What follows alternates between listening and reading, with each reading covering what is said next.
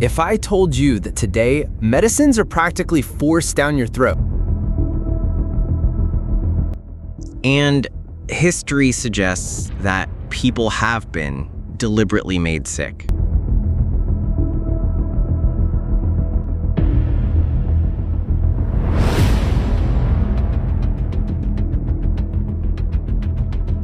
Just so drug companies can turn out pills, not to cure you, but to keep your illnesses under control so you're hooked on their drugs for life, turning you into a cash machine for big pharma. Would you believe me? If not, let me lay out some hard truths you need to know. Back in the 1800s, after oil was struck, John D. Rockefeller built America's biggest oil empire with Standard Oil. His strategy was ruthless: buy out small competitors, and for those who wouldn't sell, slash prices so low they'd go bankrupt. Once the competition was gone, he'd jack prices sky high. But in 1911, the US Supreme Court ruled this monopoly illegal, breaking Standard Oil into 34 companies, including Exxon.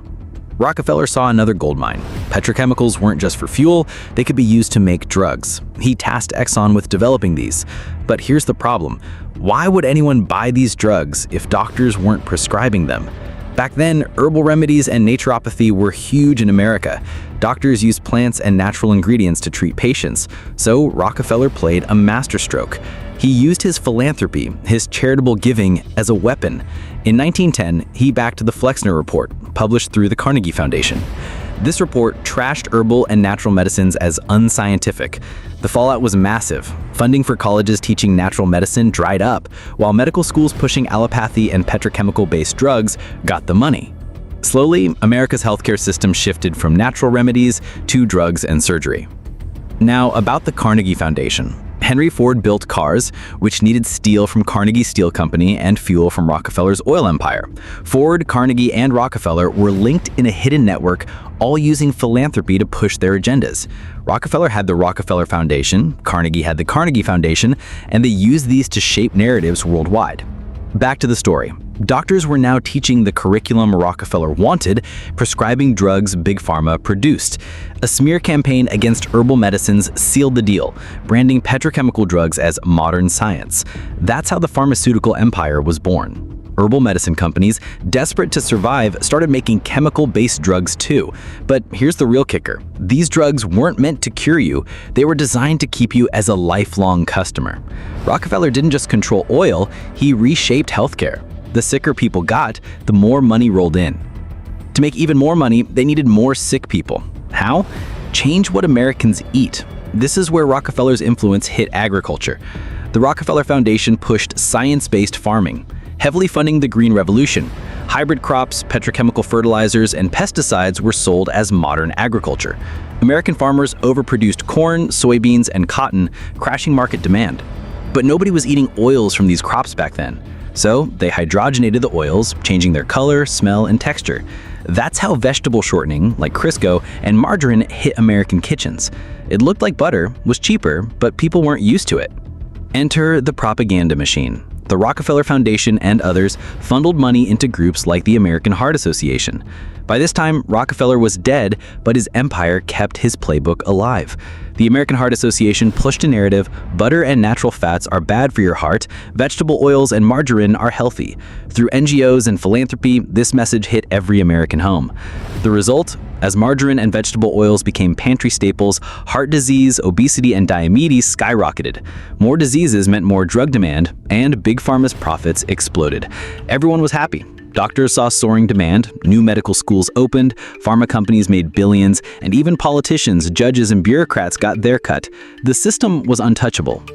Let's talk about a US example. In the 1950s, margarine was marketed as a healthier alternative to butter. Brands like Parquet and Blue Bonnet flooded supermarkets, backed by ads claiming they were heart healthy.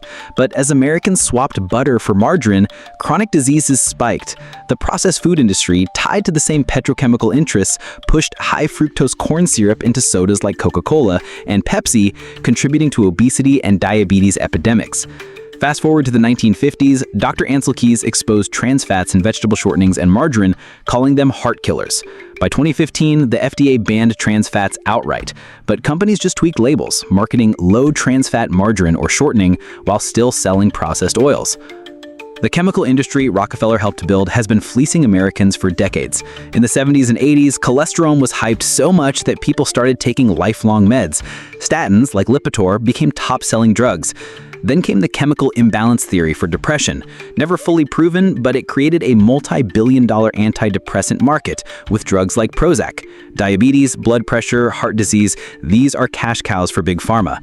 Drugs for these don't cure, they manage, keeping you hooked. If a permanent cure existed, their customer base would tank. Take ulcers. They were blamed for stress, with antacids like Tums making billions for pharma.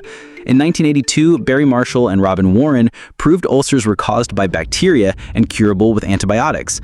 No one believed them. Their research was buried. They experimented on themselves to prove it and later won a Nobel Prize.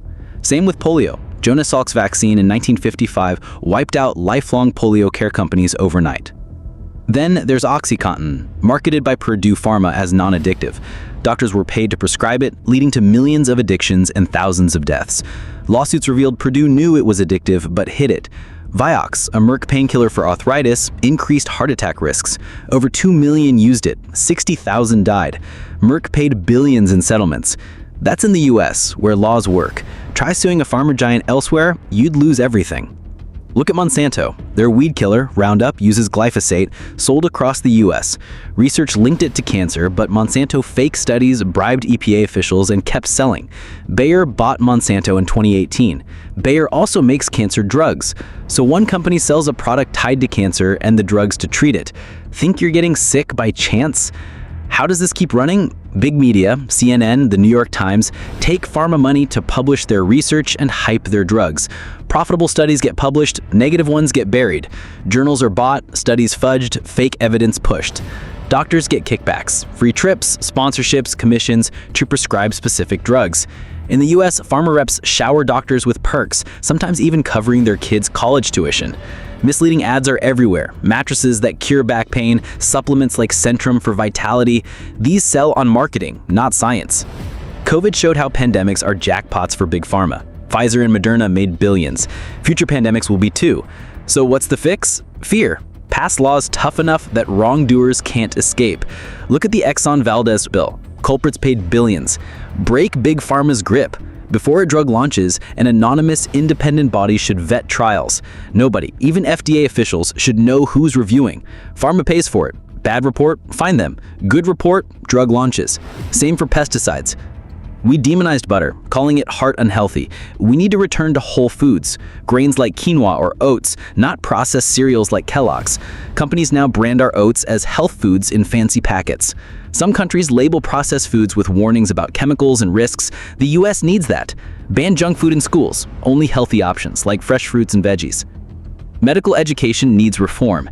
It's pharma-driven, prioritizing treatment over prevention. We need honest doctors to redesign curriculums for America's needs. Legally, the U.S. Controlled Substances Act sets strict penalties for fake drugs, but loopholes remain. A 2020 report estimated 10 to 15% of U.S. drugs are counterfeit. Every drug needs a QR code, showing manufacturing date, authenticity, expiry, and generics. Missing data? Complain. Hold retailers, distributors, and manufacturers accountable. False complaints? Punish the filer. Seize property, impose life sentences. Society doesn't need profiteers of harm.